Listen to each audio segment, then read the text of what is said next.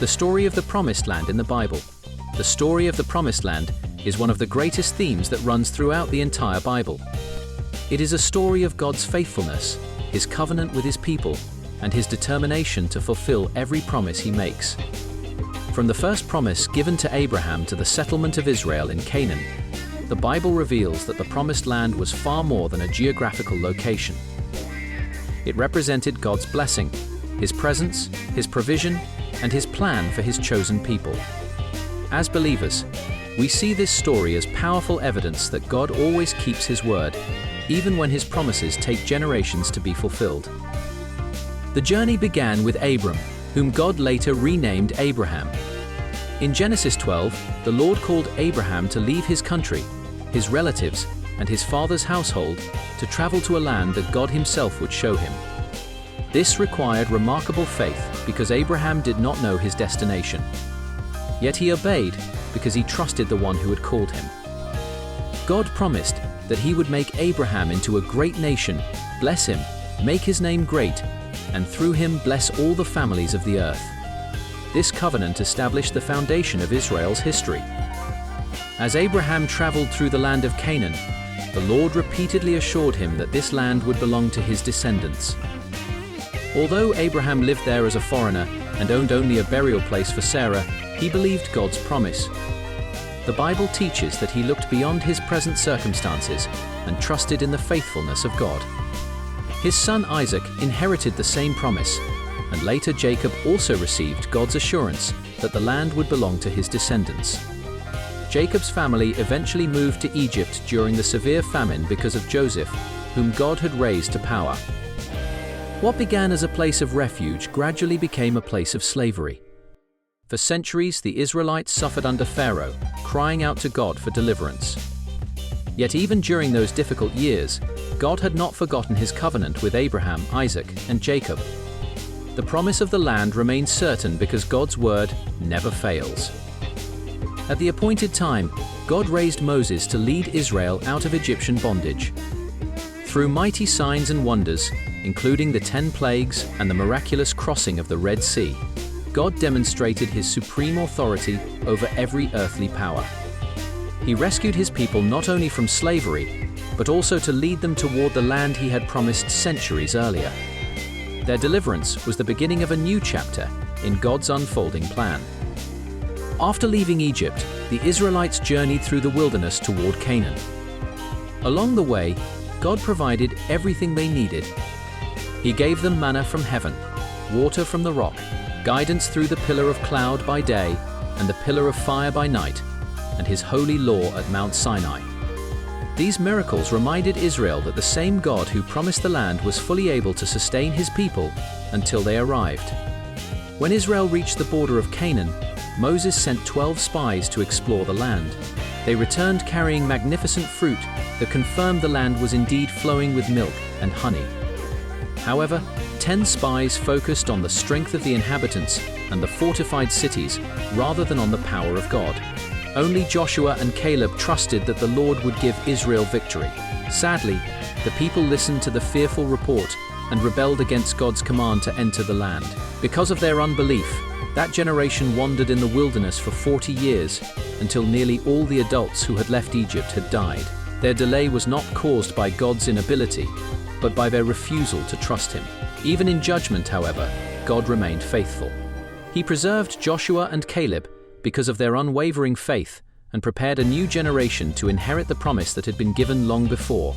The story teaches believers that faith opens the way to God's blessings, while unbelief can delay the enjoyment of His promises. Throughout those 40 years, God continued providing food, water, protection, and guidance. Their clothes did not wear out, and He remained present among them despite their repeated failures. His mercy continued even when His people struggled to remain faithful. At this stage, if this video is interesting, take a moment to engage with it by liking, commenting, and sharing it.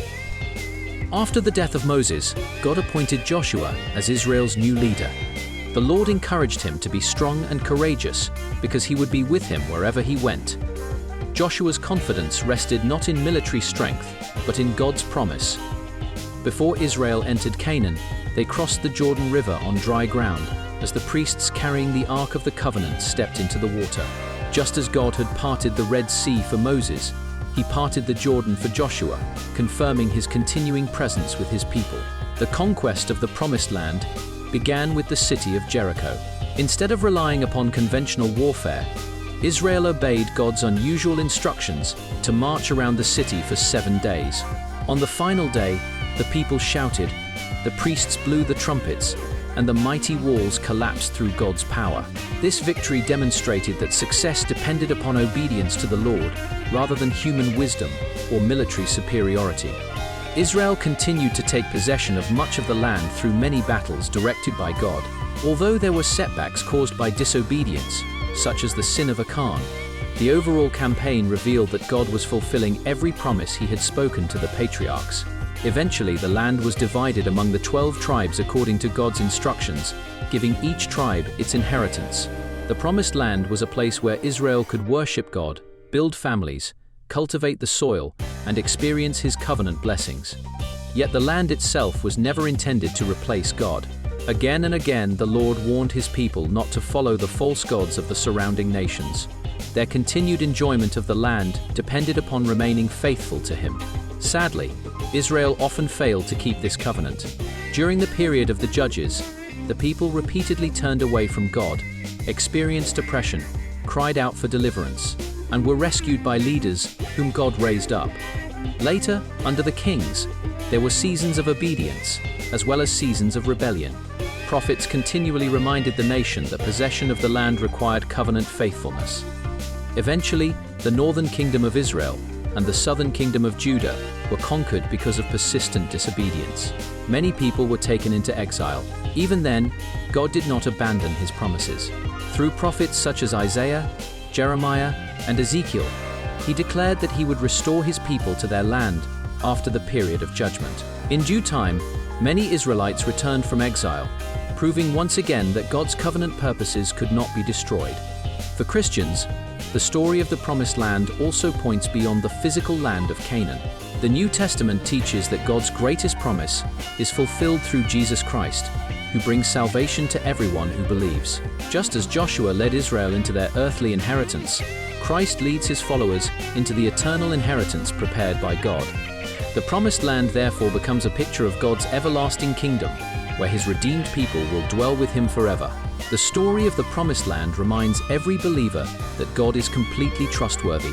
His promises may require patience, faith, and perseverance, but they never fail. Abraham trusted without seeing the fulfillment. Moses led the people without entering the land himself. Joshua witnessed the promise becoming reality. Across generations, the Lord proved that his word stands forever.